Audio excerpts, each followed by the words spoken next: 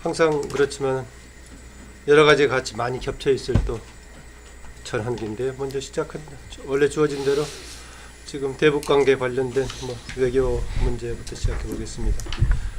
승따오 방문을 계기로 혹시 전환점을 만들 수 있을까라는 의견도 나왔었고, 그게 특별한 의미가 있겠느냐, 큰 틀에서 봐야 된다라는 거였고, 또 일부에서는 너무 비중이 낮은 사람 보내는 것 자체가 그렇게 큰 의미는 없었다, 이런 정도 관례적인 걸로 봤었는데, 그 문제를 포함해서요, 최근에 지금 특히 한중, 북중, 또 북미 관계를 포함한 대외 관계 어떤 국면으로 볼 것인가, 큰 틀에서 얘기해 보죠. 네, 저는 이제 오늘 그 미국이 테러 지원국으로 지정을 했잖아요.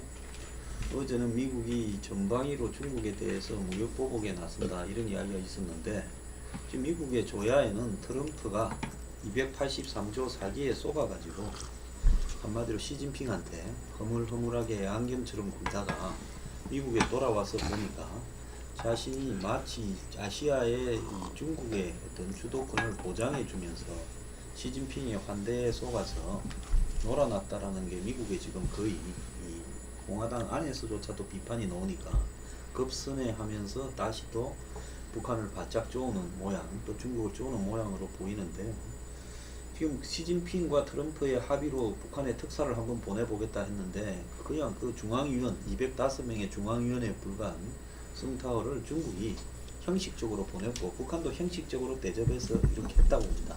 그러니까 시진핑은 트럼프가 왔을 때 트럼프한테서 중국을 압박하거나 북한을 압박하는 말을 안 나오게끔만 하면 된다고 하면서 이렇게 해서 보냈고, 시진핑이 이긴 거죠. 트럼프가 당한 거고. 그런 부분들이 지금 이제 이 미국이 또 이 북중에 강하게 반격하는 모양새로 나오고 있고요. 한국은 지금 미국이나 일본이 분석할 때는 북중 러에 확실히 붙었다, 그러니까 신뢰할 수 있는 동맹임을 상실했다라는 부분이 문재인 대통령이 최근에 서리노에 대한 입장, 또 거기에 대한 중국이 사드 완전 철거에 대한 입장, 이런 부분 속에서 정리되고 있다. 그래서 3대3이던 이 북핵 국면이 4대2로 바뀌고 있다.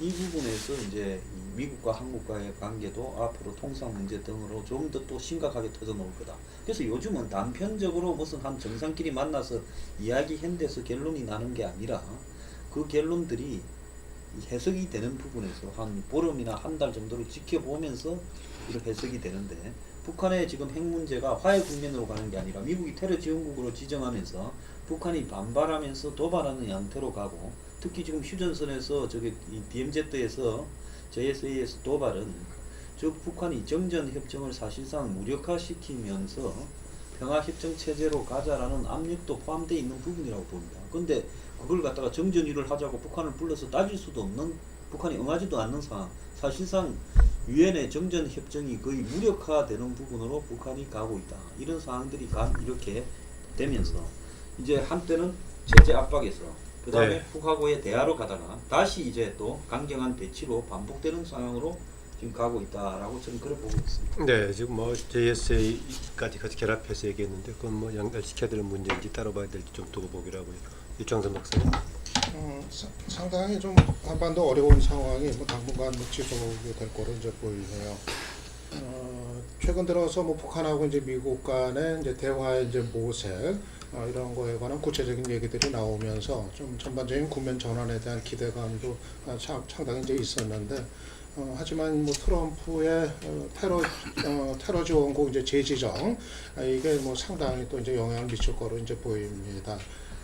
실질적인 효과는 사실은 대단한 건 아니죠. 이미 북한에 대한 제재는 나올 건 다 나온 상태에서 실질적인 제재 의미보다는 좀 이제 상징적인 조치 이런 거로 받아들일 수가 있는데, 그럼에도 불구하고 그런 상황에서 또 북한은 이제 반발하는, 또 이제 맞대결하는 아마 그런 선택의 기조를 당분간 유지할 수밖에 없을 거고, 그렇게 보면은 지금 북한이 사실 핵 미사일 시험 발사를 상당 기간 이제 중단을 하면서 어떻게 보면 이제 그 숨을 고르는 그런 시기를 이제 의도적으로 가졌던 거로 보이는데, 그 시험 발사가 언제 재개될지 모르는 상당히 또 그 위기 국면에 어떤 좀 고비가 좀 다가오는 거 아닌가, 또 그런 이제 생각이 듭니다.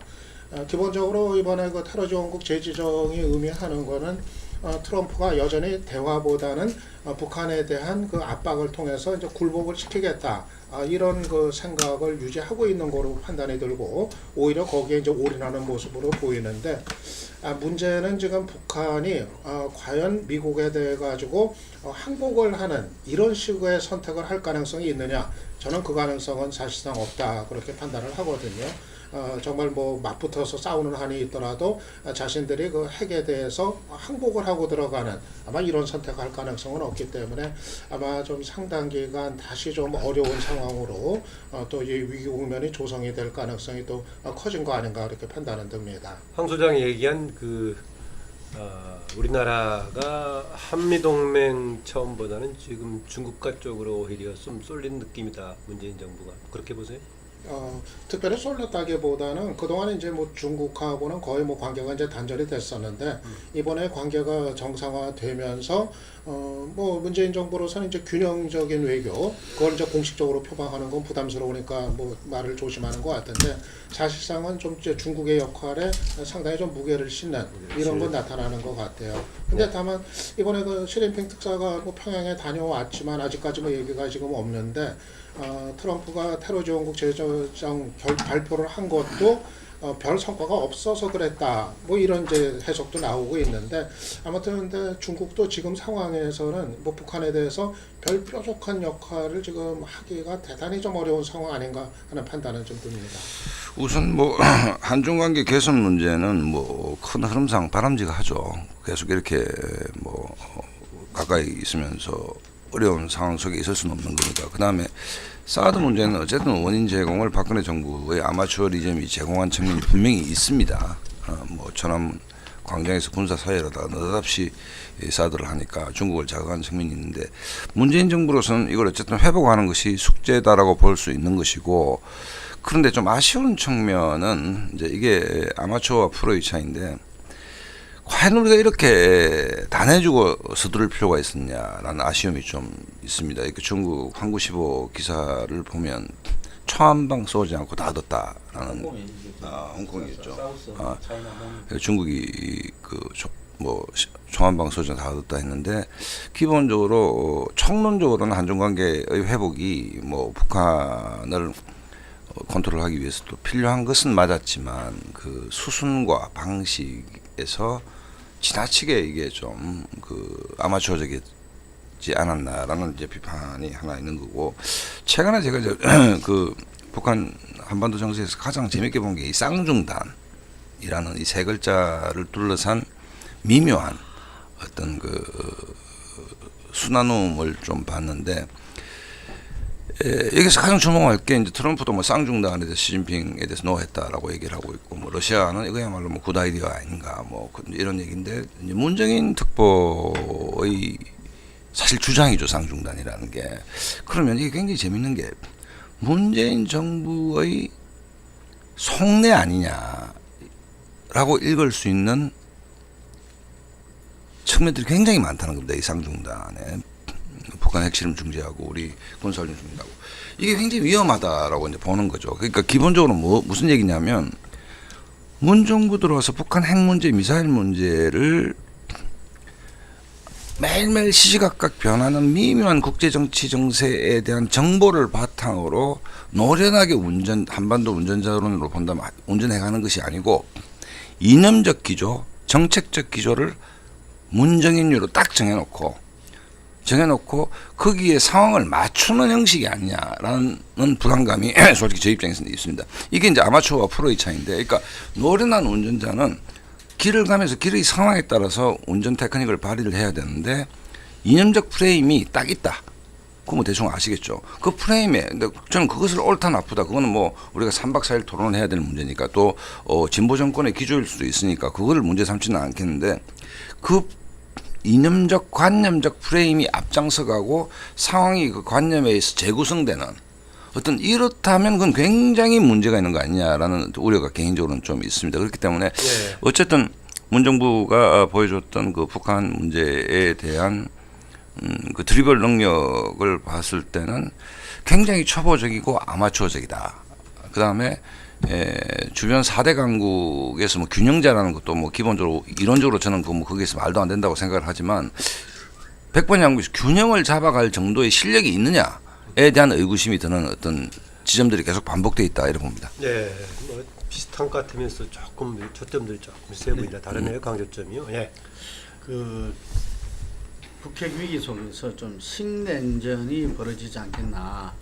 이제 북중러와 그 미일, 한국 뭐 이렇게 했었는데 그 부분들이 어쨌든 간에 그 한중 정상회담 뭐 이런 부분들로 해가지고 그리고 우리가 서리노 원칙을 이야기하고 그러면서 그 신냉전 어떤 전선으로 그거는 되지 않겠다 이런 그 생각이 들고요.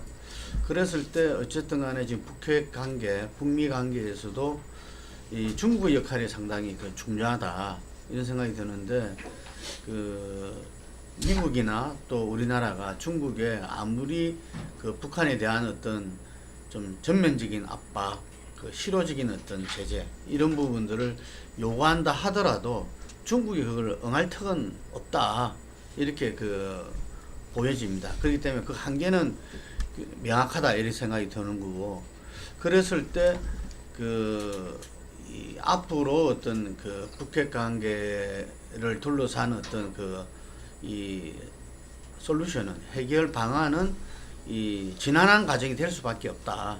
이게 그래서 저는 이것이 뭐 이렇게 조만간에 풀릴 문제는 그 아니다. 그리고 미국에서도 뭐 이렇게 그 전략사령관이 이야기했듯이 뭐 이 군사적인 어떤 이 조치 이런 부분들에 대해서는 상당히 반대가 많은 것을 그대로 좀 그 드러냈던 거. 그래서 지난한 과정으로 갈 수밖에 없다 이런 생각이 들고요. 그런 가운데서 그 한미 동맹을 좀 보면은 좀 전에도 그 이야기했지만 어찌 말하면은 뭐 5월 동주까지는 아니겠지만 서로 이렇게 이 나름대로 어떤 이 철학이라 할까요? 철학과 그 나름대로 그 노선이 다른 사람들이 어쨌든 굳게 손잡고 있는 모습을 보여줘야 되니까 거기에서 일어나는 여러 가지 부분들이 참 우리가 한 발 떨어지고 놓고 보면은 상당히 좀 재미있는 상황들이 벌어지고 있다 이런 생각이 듭니다. 그런 부분들이. 그래서 이런 가운데에서 우리가 그 한미 FTA도 그렇고 이런 부분들을 갖다가 그 미국 간의 문제를 관계 속에서 어떻게 해나갈 것인가. 저는 이 대목에서 그 기간에 우리가 이 한미 동맹, 미국과의 관계 이 부분들을 아마 제대로 천착해서 이 기회에 그 미국과의 여러 가지 그 부분들을 좀 주도적으로 자조적으로 좀 이렇게 정립하는 이게 뭐 전작권 그것도 포함해서 할 그런 시기가 지금 왔지 않나 이렇게 봅니다. 네, 보니까 오늘 정말 4인사색이네요. 김동구 대표는 뭐 재균형 전략의 시기다까지 얘기하고 있는데요. 저도 지금 비슷한 얘기를 해서 네. 이어서 얘기를 하겠는데요. 지금 상황이 이런 것 같아요. 지금 트럼프가 이 대북 정책이라는 무기를 지금 손에 쥐고 그리고 이제 한국 정부에 대해 가지고 자기 어떤 실리를 아주 적극적으로 지금 챙기는 구체적으로 지난번에 한국 와가지고 이제 무기 아주 크게 이제 뭐 팔고 그렇게 이제 갔단 말이에요.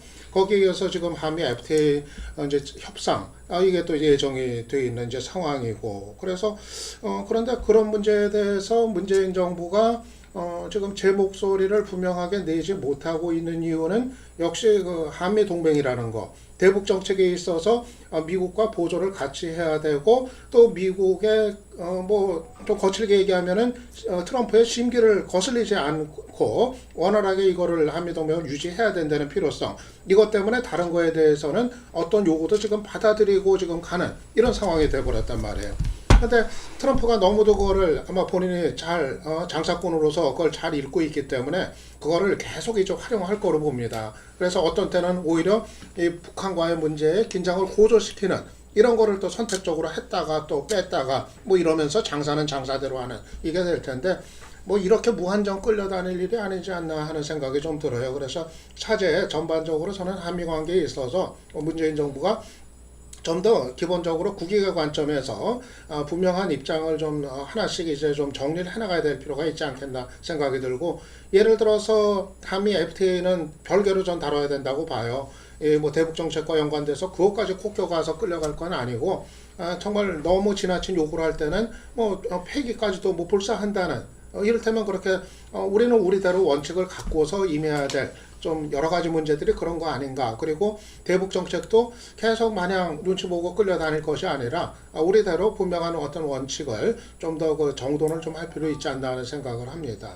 황 수장 어떠세요? 지금 뭐냐 오히려 미국을 향해서는 우리의 목소리를 더 내야 된다는 입장이신데 아까 오히려 황 수장 너무 중국에 기우는 거 아니냐 그런 얘기 같은데. 관계에서요. 네. 미국이 현실적으로 봤을 때 한국의 문재인 정권은 친북 친중적이다라고 미국은 분석하고 있지요. 이런 상황에서 한국이 목소리를 더 내나 안 내나 미국은 한국을 바라보는 시각은 별로 변하지 않을 거라고 보입니다. 트럼프가 한국에 와서 기습적으로 DMZ를 가겠다는 이것도 거짓말 했었잖아요. 추미애 말로 밝혀졌잖아요. 청와대가 마치 뭐 문재인 대통령이 더 가자고 했던 거 권유한 것처럼 사전에 가기를 바라지도 않던 사람들이 그걸 한국에 왔을 때 트럼프 보고 문 대통령이 가자 했을 리가 있습니까? 추미애가 미국 가서 그걸 깠잖아요. 트럼프가 가자 했다고 먼저. 그래서 이런 그건 못 봤네. 예. 그러니까 트럼프가 한국 정부에 이야기하지도 않고 문재인 대통령 만나면서 내일 DMZ 간다니까 문 대통령 입장에서는 곤혹스러우니까 그럼 나도 따라가겠다고 이야기해야지. 안 그러면 그냥 갑자기 기습적으로 가버리는 모양이 되면 굉장히 코너에 몰리지 않겠습니까? 그러니까 이런 정도가 뭔가 하면 한미 간의 정상이 이 방문을 했을 때 의전에 대해서조차도 합의하지를 않는 거고, 트럼프가 한국에서 한미일 합동 군사훈련, 해상 이 항공모함 훈련에 같이 하자고 하니까 반대했다는 거 아니에요. 우리는 안 한다.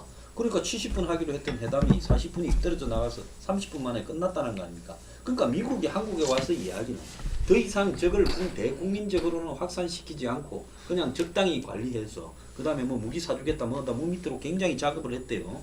그러니까 실리만 챙기고 가겠다라는 부분이지, 그렇게 했다고 해서 이 한국과 미국과의 문제가 없는 게 아니라 엄청나게 많은데 이걸 까뒤집으면 수습이 안 되니까 그냥 가는 겁니다. 그런데 그렇다고 해서 미국이 지금 한국을 포기하느냐?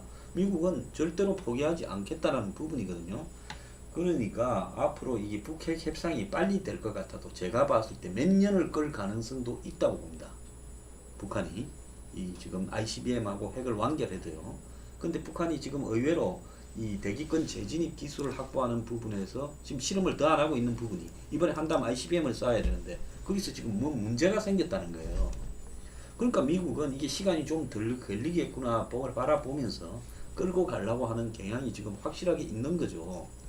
이런 부분들을 본다고 하면 지금 한국은 뭔 말을 하더라도 미국은 놀라지는 않을 거예요. 한국은 지금 중국하고 북한 쪽에 경사되어 있다라고 보고 있으니까. 근데 미국의 입장에서는 이제는 미국은 항상 이 정치 외교 지정학적인 문제로 트러블이 생기면 그 보복을 뭘로 하는가 하면 경제적인 부분으로 보복을 하지요. 그런 부분으로 봤을 때 한국이 그걸 감당할 수 있다면 뭐 한번 미국하고 이렇게 더 강하게 요구하고 한번 붙어보기를 바랍니다.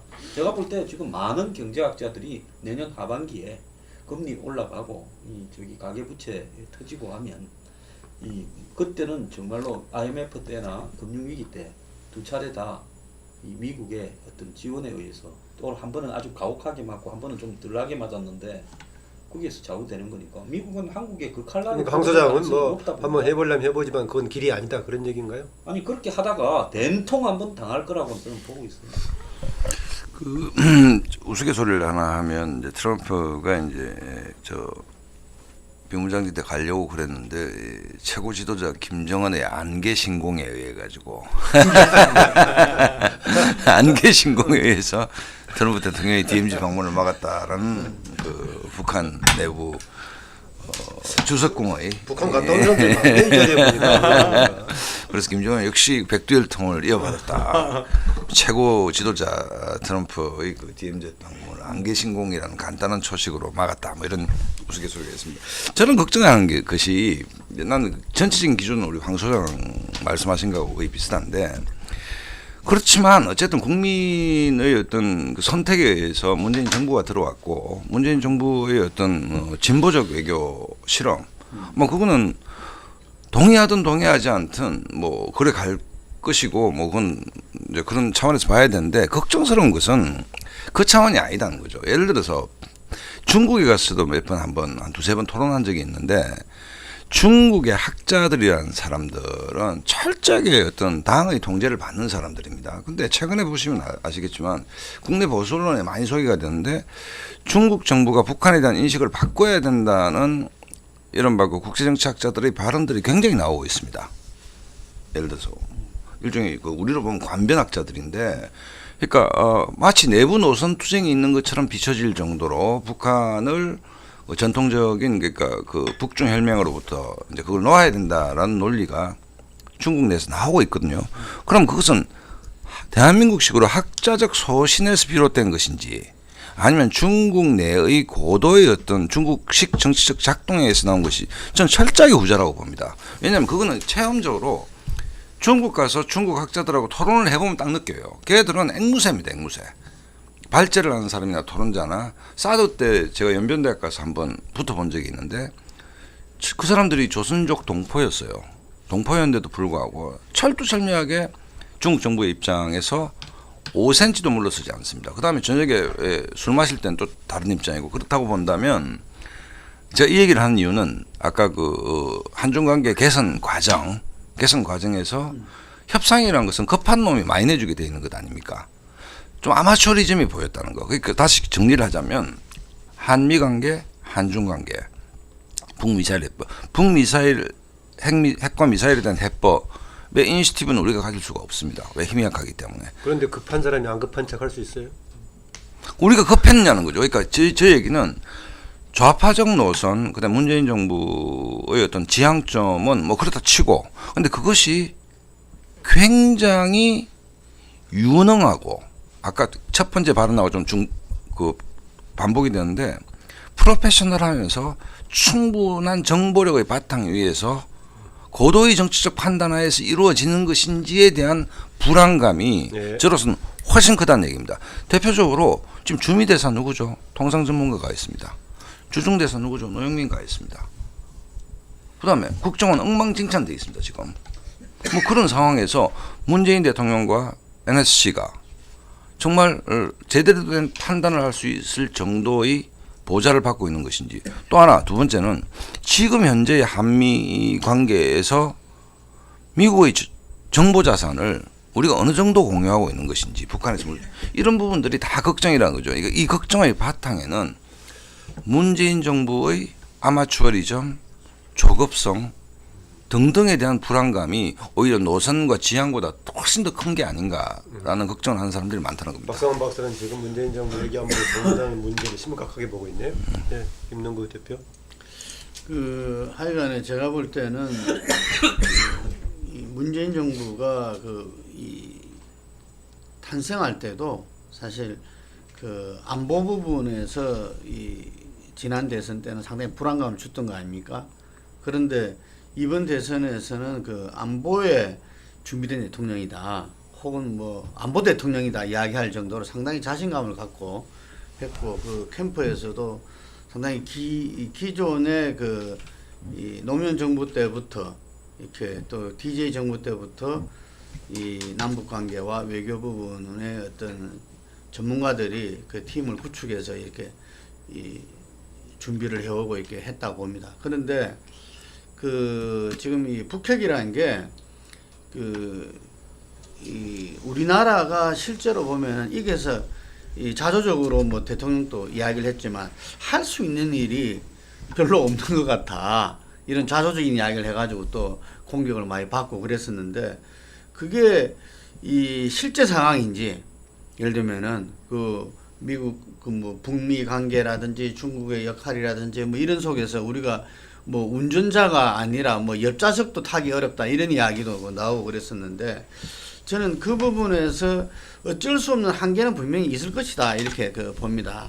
그런 가운데에서 우리가 할 수 있는 또 해야 될 역할이 뭔가, 이런 부분에 좀 집중해서 이 지금 외교안보팀이 좀 이 작동돼야 되는 거 아닌가 이런 생각이 들고, 그런 가운데에서 지금 야당에서는 외교안보팀이 무능하다, 그래서 그 교체하라 뭐 이런 이야기가 나오는데, 실질적인 어떤 야당도 이 실제로 성과, 행 결과를 가지고서 그 판단해야 된다 이렇게 그 보여지고요. 그래서 지금 그 이 한미 정상회담에서 나온 거 한중 정상회담, 저는 12월 달 한중 정상회담이 봉인 차원의 어떤 그 중국과의 관계를 갖다가 좀 이제 제대로 어떤 명확히 하는 그런 게 될 것 같은데, 과연 이 부분들을 지금 뭐 강경화 외무장관이 뭐 중국 간다고 뭐 기사에 뜨던데, 이 부분을 예를 들면 중국과 그 북중 관계를 갖다가 다 고려한 가운데서 그 우리가 이 북핵 관계, 북핵 문제, 그리고 남북 관계를 풀 수 있는 우리의 그 한중 관계, 이 새로운 모색이 좀 이루어져야 되는 거 아닌가, 예, 그렇게 생각합니다. 네, 김동구 대표가 지금 이제 한중 정상회담 관련까지 꺼냈는데요. 외교안보 분야는 우리가 혹시 이후에 해야 될 당위적으로 무엇을 해야 될 것인가라는 의견이 있으면 그 첨언을 하고 주제 넘어가도록 하겠습니다. 사실은 지금 이 시기가 우리 정부가 좀 이제 국면 전환을 위한 좀 여러 가지 할 수 있는 역할, 이런 거를 좀 적극적으로 모색해야 될 시기라는 판단이 들거든요. 마침 지금 뭐 여러 달 동안 북한이 미사일 발사를 지금 중단한 상태고, 그래도 뭐 위기가 고조됐던 때에 비하면은 지금이 이제 또 북한이 대화를 원한다는 메시지가 분명히 지금 나오고 있는 상황이기 때문에, 이 시기에 사실은 우리 정부가 뭔가 좀 풀어가는 역할을 조금이라도 이제 해야 되는데, 문제는 지금 다 양쪽에 다 꽉 막혀 있단 말이에요. 남북 관계도 지금 신뢰가 붕괴된 상태에서 북한에 대해서 아무런 지금 얘기를 할 수가 없는 상황이고, 또 트럼프에 대해서도 뭐 어떻게 통제나 어떤 조절을 하기가 지금 사실상 어려운 이런 상황이어서 뾰족한 지금 역할을 못 하고 있는 게 근본적인 문제가 될 텐데, 결국 현실적으로 그나마 이제 나오는 것이 이제 중재 역할을 하려고 하는 중국과 교감을 하면서 중국과 함께 뭔가 좀 어떻게 해보려고 하는 어떤 간접적인 방식의 이제 역할, 이 정도 수준일 수밖에 없는 그 한계를 안고 있는 거로 이제 보여요. 그래서 사실은 뭐 이제 지난 얘기지만은, 이럴 때 남북 관계라도 좀 어지간히 좀 유지가 이제 됐더라면은, 신뢰가 이 정도까지 추락을 하지 않았더라면은, 뭐 이럴 때 뭐 대북 특사라든가 이런 거를 통해서라도 김정은한테 뭐 직접 여러 가지 국면 전환의 필요성 같은 거를 얘기도 또 해보고 여러 가지 모색이 가능했을 텐데, 그런 것까지 지금 꽉 막혀 있다는 거, 이게 지금 부딪히고 있는 근본적인 한계 아닌가 이제 생각이 듭니다.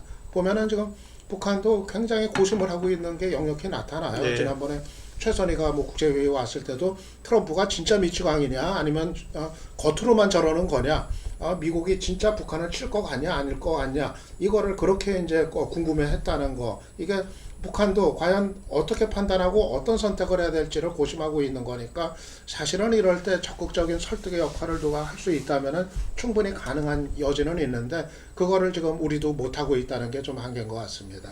네, 다른 분 있으면 의견 듣고요. 없으면 그냥 주제 넘어가겠습니다.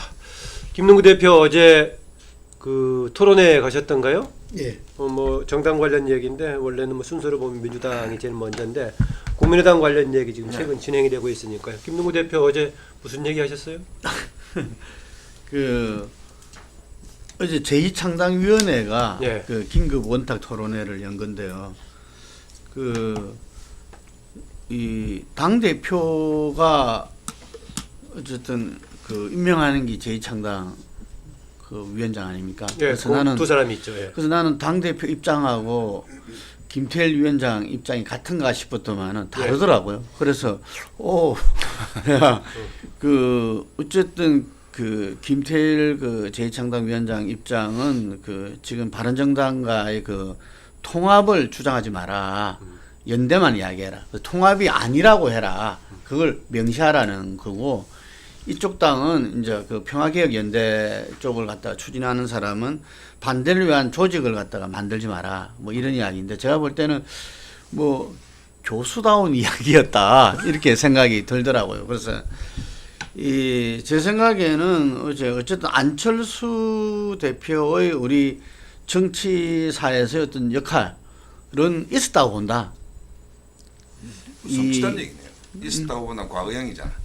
이게. 성취될 정도는 아닌가. 그래서 끝났다는 얘긴데. 하여간에 뭐 저는 문재인 당선에는 네. 그 안철수의 공이 크다. 뭐 1등 공신이라고 뭐 하는 사람들도 있어요. 왜냐하면은 총선을 다당제, 3당 체제 여수야대를 만든 게 국민의당의 그 활약이었고 탄핵까지.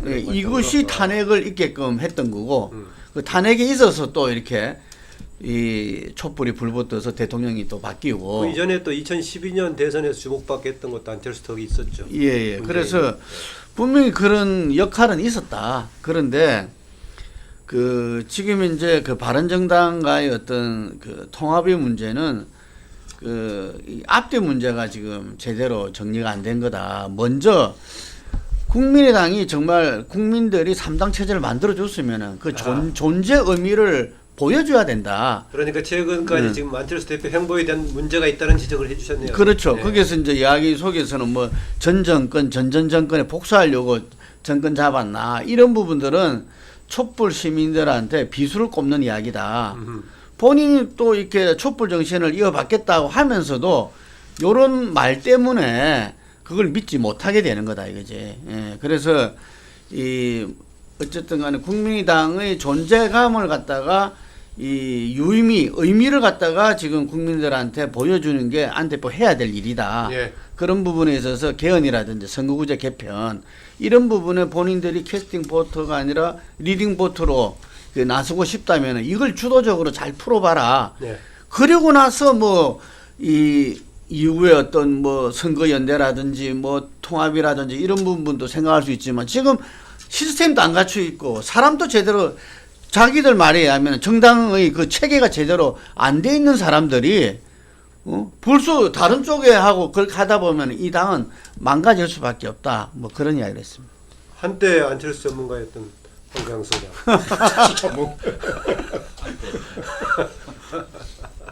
얼마 전에 보니까 시사 저널이 무혐의 받았는데 안철수 미국의 딸 또 호화주택 있다고 옛날에 제 글 받아가지고 또 무혐의 나왔는데 또 누가 그랬대요. 안철수는 헌 소장을 고발 못하나. 저는 뭐이 고소고발 전문가. 나는 고소 고발을 한 번도 한 적이 없어요. 단 한 번도. 피가 붙어요. 당하기 전문가네. 근데 저는 이제 구원을 접고 더 큰 이 공적 앞에 예. 그 이제 과거의 구원은 별로 집착을 하지 않으려고 중요한 시점이네 지금. 근데 황 여기서 소장 이제 발언에. 하나 보자면 아니 2번이나 당했는데 2012년 대선, 2017년 대선에 또 호남에서 자신을 대선 후보로 만들어 줄 거라는 확신을 하면 그건 자격 미달이죠. 정치적 판단에서요. 그렇기 때문에 나는 어떤 경우가 있더라도 지금 민주당에 합당되거나 서로 합쳐서 자기가 이 한국의 좌파 진영이 주도하고 호남이 주도하는 여기에서는 대선 후보가 될 수 없다라는 없다. 부분을 왜 살아온 맥락이 이 한국의 좌파 진영에 이렇게 결합될 수 없는 부분이다라는 그 원래 좌파가 순혈주의를 고집을 하지 않습니까? 이 족보를 따지고 그러니까 아는 이게 순종이 아니라 믹스라는 거죠. 그러니까 안 되는 거야. 그렇게 본다면 아는 갈 데가 어디 있습니까? 이제 오른쪽으로 향해서 가서 지금 오른쪽에 보면 다음 대선에서 대안이 없다라고 이렇게 보이고 실제로 뭐 계속 대선 패배 이후에도 장시간 표류하고 있고 한국당이 뭘 하는 것 같지만은 굉장히 불안한 요소들이 잠재되어 있잖아요. 그러니까 아는 1차적으로는 사실은 이걸 시도하면서 바른정당과 합당을 시도하면서 이 빨리 호남 의원들이 떨어져 나가라는 부분을 사실상 유도하고 있다고 봅니다. 자기 말로 입으로 따로 살자라든지 그걸 반대하거나 배척하면 그 호남이라는 거대한 적을 만들 수 있으니까 그냥 행동을 통해서 분리되기를 기대하면서 그렇게 움직이고 있다고 봐요. 자연스럽고 현명한 선택이다. 예, 그 왜 그런가 하면 만약에 그렇게 하지 않고 버틴다고 해서 아니 과연 그러면 국민의당에 있는 사람들이 안 나갈 거냐? 나가는 건 시간 문제라고 저는 봅니다. 총선 전에.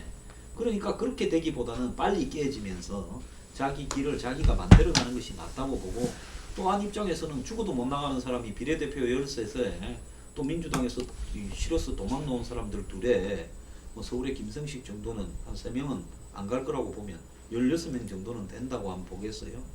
그러면 이 사람에다가 바른정당에 지금 이제 11명 남았는데 그중에 둘 셋은 더 간다 보더라도 결국은 합치면 교섭단체는 된다고 보고 그쪽으로 갈 거라고 마음을 굳혔다고 봐요. 그래서 그런 부분에서는 유승민이 굳이 망해가는 당의 대표를 갖다 유지한 이유는 합칠 때 1대1 지분 부분을 자신이 주도하겠다라는 부분이고, 결국 이 두 사람이 합쳐지면 무슨 중도 우파 정도 정당이 되지 않겠습니까? 그걸 가지고 이제 한국당과 지지율 경쟁을 하다 보면 어느 시점에서는 한국당을 좀 능가하거나 이럴 때는 또 제2의 M&A를 할 수 있다.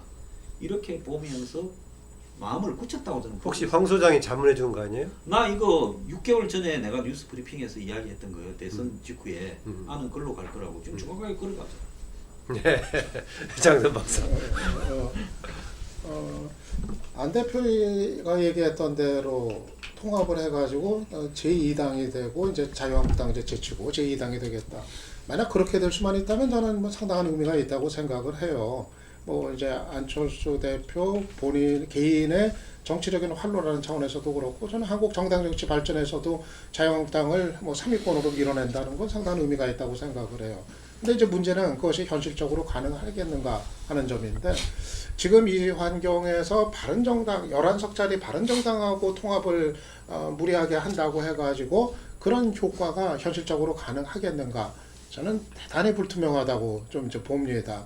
자칫하면은 오히려 몰락을 스스로 선택을 하는 이런 위험이 더 이제 클 수도 있다는 이제 생각이 이제 드는데, 지금 여러 가지 면에서 좀 통합을 안 대표는 아까 얘기대로 통합을 지금 작심을 했다고 봐요. 진작부터 아마 대표 경선 나올 때부터 무리하면서 대표 경선 나올 때부터 결국은 바른정당하고 통합으로 가겠다, 이거를 아마 갖고 속내를 갖고 이제 나왔다고 생각을 해서 끝까지 밀어붙이리라고 생각을 하는데, 문제는 이게 이제 어떻게 받아들여질 건가 하는 점이 될 것 같아요. 이래는 이제 순서가 있는 건데, 정책연대, 선거연대 한다는 것까지는 당 내에서도 공감대가 형성이 되어 있는 것 같아요. 거기에 대해서는 뭐 이의 제기가 특별히 없고, 그러면은 거기까지 일단 하면 무리가 없는 건데, 문제는 지금 아직 그것도 해보지 않은 상태에서 곧바로 이제 통합으로 이제 얘기가 이제 가버리니까, 그러니까 이게 이제 반발도 커지는 거고 여러 가지 또 이제 무리한 측면들이 나타나고 있는 건데,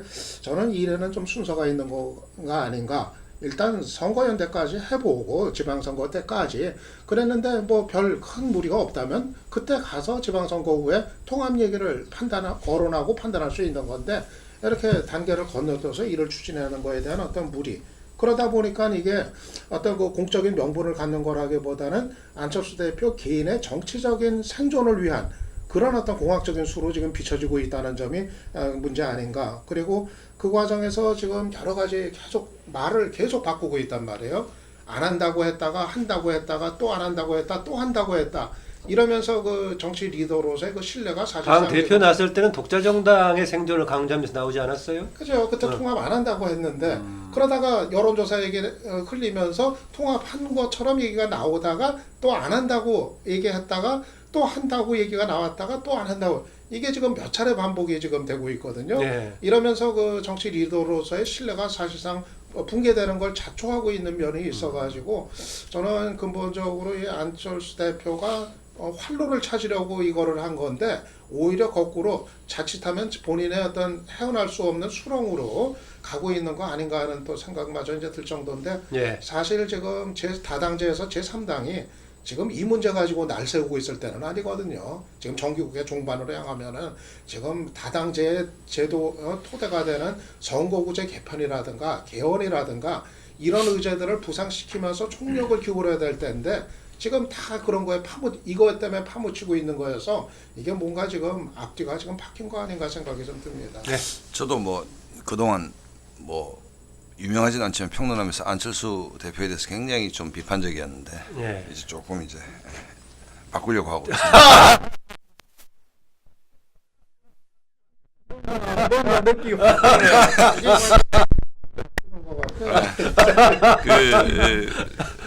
오스트롭스키의 강철은 어떻게 단련되는가 우리 네. 80년대 그 러시아 혁명사 공부하면서 읽었던 책들이 있는데 확실히 좀 일단 파이팅은 좋아지고 있다, 강해지고 있다라는 측면은 분명히 있어 보입니다. 이 정치라는 게 우리 평론가들이 얘기하듯이 그렇게 되면 얼마나 좋겠습니까만 현실 정치는 실제로 욕망과 욕망이 부딪히는 것이고 뭐 또 그 욕망이 강하지 않으면 현실 정치인이 될 수가 없는 거죠. 그러니까 바른 소리만 해가지고 정치가 되는 건 아니다는 일단 그건데 바뀐 첫 번째 측면은 뭔가 하면 안철수가 등장할 때 폭발적 인기가 있었는데 그때의 아젠다는 새 정치였습니다.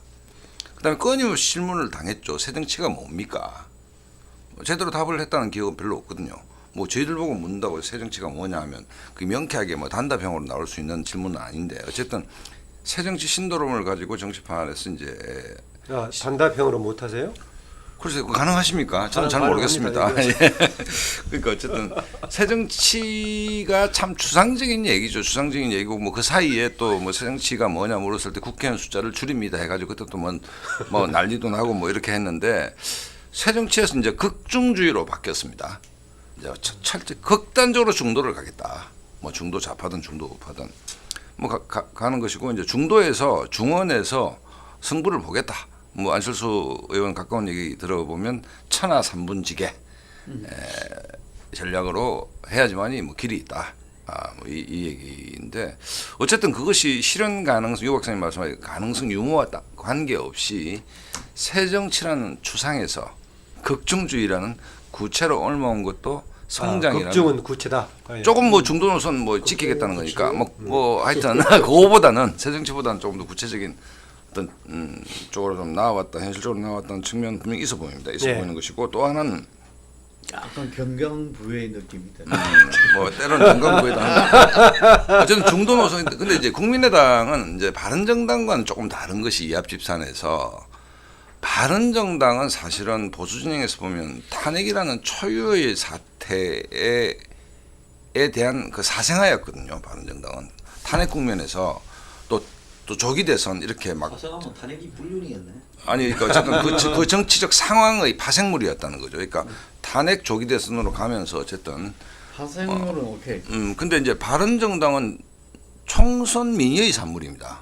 국민의당은 총선 민의의 산물과 정치 정세가 낳은 그 산물은 차이가 있는 것이죠. 그러니까 예를 들어서 바른정당이 깨지면서 뭐 일부가 한국당으로 갔다는 것은 그것이 민심의 위반이다라고 볼 수는 없는 측면이 있는 반면에 이거 오늘 멋있는 분류해 주셨는데 국민의당 같은 경우에는 총선 민의를 거스르는 거 아니냐는 부담이 있는 것이죠. 당을 깨는 데 있어서 그 차이는 있는 것 같고. 근데 여기서 이제 결론부터 얘기하면 오늘은 계속 이제 프로냐 아마추어냐 이 얘기인데 이제 유 박사님 말씀에 동의할 수밖에 없는 것은 뭐냐면 결국은 정치는 사람이 하는데 최근에 일어난 일련의 바른정당과 국민의당의 통합 움직임에서 유승민, 안철수의 아마추어리즘이 너무 노골적으로 드러나고 있는 거 아니냐. 그러니까 드리블 능력이 없다 두 사람이. 그러니까 이거를 속마음은 유창선 박사하고 저하고 뭐 그동안 뭐 석사이가 서고만치 않았다 하더라도 어떤 지점을 해서 간다 하더라도 그것이 정치는 국민이 보고 있는 것인데 그 자연스러운 리듬을 타면서 갔으면 이 분란이 안 생길 텐데 가장 본질적인 것은 극중주의가 성공하려면 아까 김남국 대표님 정확히 지적하듯이 선거구제를 바꿔야 될 거 아닙니까? 그럼 40석 플러스 한 10몇 석, 50몇 석이면 문재인 정부 입장에서 충분히 이걸 레버리지로 해서 중도가 살아날 수 있는 정치적 환경을 만드는 데 집중할 수도 있는 거거든요.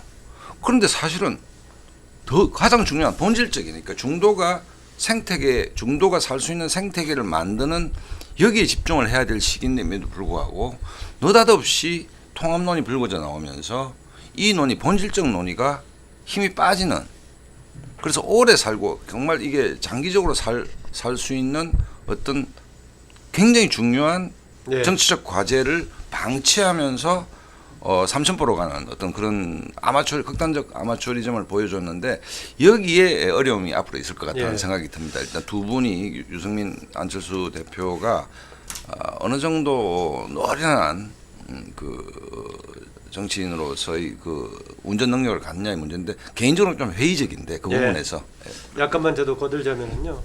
저는 뭐 통합을 하든 연대 방식으로 가든 간에 특정한 목적과 명분이 사람들한테 공유할 만한 것이 제시됐다면은 뭐 있을 수 있을 것이다. 예컨대 지금 얘기했다시피 제3세력이라든가 기존 정당들을 뭔가 타파하는 새로운 세력이라든가 그걸 던졌으면 좋은데 노선 문제를 앞에 던졌단 말이죠. 햇볕 정책 뭐 이런 걸 호남 이런 문제를 던져놓고 나서 나중에 3세력 얘기하니까 왔다 갔다 했는데요. 어쨌든 아까 황 소장 얘기 듣고 보니까 직접적으로는 자문 안 했을지라도 뉴스 브리핑을 통해서 공개적으로 그리고 간접적으로 자문했던 것 같기도 한데 대신 전망은 어떻게 보세요? 저는 일단은 우리나라의 중도 제3 세력이나 이런 부분들이 제가 볼 때 지역 구도와 아니 자유한국당까지 다 먹겠다는 전망. 이념 구도 이런 부분들이 마무리되기 전에는 안 된다고 봐요. 이야기를 먼저 하고요.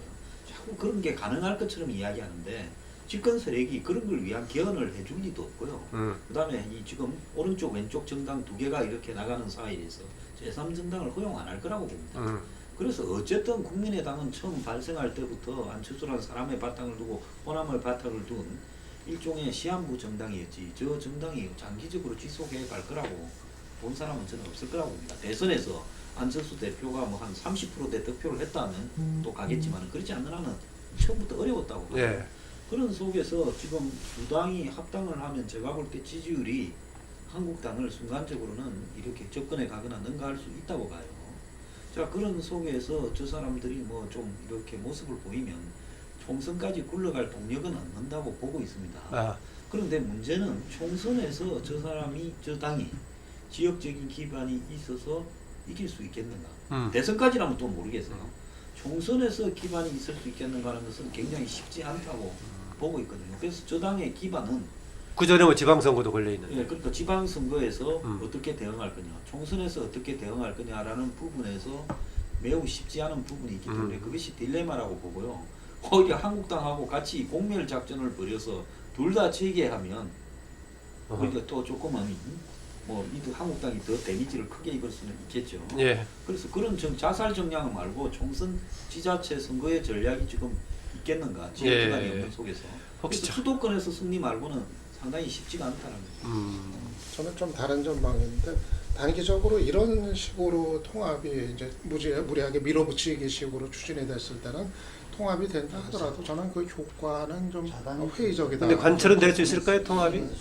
그거는 쪼개지는 식으로 해가지고 어떻게든 통합이 이루어질 가능성은 있죠. 근데 여러 가지가 유동적인데 누가 남느냐 문제 아니겠어요? 누가 그죠. 안 남느냐. 대표가 남아야 통합을 글쎄. 합당을 하려면은 전당대회를 해야 되거든요. 네. 전당대회 이외에는 그 권한이 없어요. 법적으로 보니까 국민의당 그 당원이. 그래서 전당대회를 해야 되니까 전당대회에서 이제 최종 결과 여러 가지 유동적이니까 그때는 그러면 반반 만약에 전당대회 통과될 수도 있고 거기서 제동이 걸릴 수도 있고 그때에 따라서 당이 또 어떻게 쪼개지느냐 나갈 사람 나가고 여러 가지 변수가 있는데 그러니까 실제로 통합까지 그냥 관철이 될 가능성도 좀 있다고 봐요. 있다고 봐요? 그때는 이제 온전히 40 플러스 11 이건 아닐 거고 바른당에서도 한 7 남는다 치고 예를 들면은 그리고 이제 국민의당에서도 통합 결의가 된다 하더라도 한 20몇 최종적으로 그래가지고 합해봐야 한 30석 정도 되는 당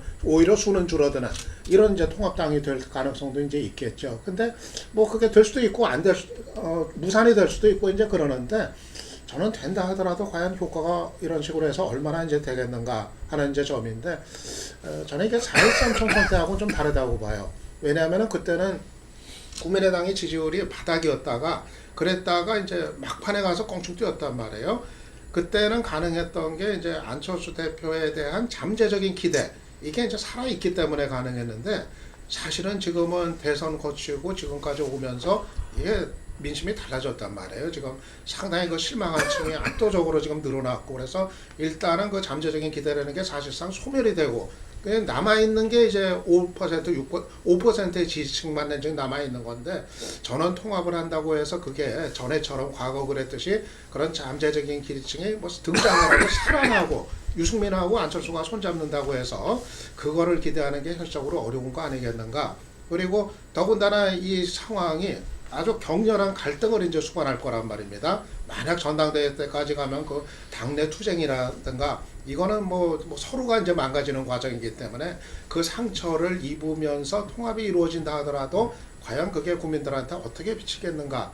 저는 대단히 그 효과도 회의적이기 때문에 결국은 이게 무리한 수가 아니겠는가 이런 식으로 가는 건. 그래서 저는 이거는 그냥 가장 높은 수준이 선거연대 그 정도 선까지로 현실적으로 판단하고 빨리 매듭을 짓는 게 제3당으로서 최선의 길 아닌가. 그럼에도 그렇게 불구하고 생각합니다. 통합으로 갈 가능성은 좀 있어 보인다라는 거죠. 상당히 안철수 대표는 길만 있으면 거리로 가려고 할 것 같고요. 안 대표가 뭐 통합을 해가지고 2당이 돼야 뭔가 이렇게 일을 할 수 있다 했어요. 나는 통합되면 왜 2당이 되나 싶다. 여론조사 이전에 그 자기들 정책연구소에서 했던 그게 바른정당하고 국민의당이 합하면은 자유한국당을 조금 이기는 그 2당을 이야기한 것 같아요. 이거 보니까. 그래서 참 그 어이가 없던데. 아니 혹시 또 잠깐 이길 수도 있다고 황 소장도 순간적으로는 조사에서는 이후에 그냥 아니 그래. 짐작한데. 그걸 가지고서 통합하면 2당이 된다.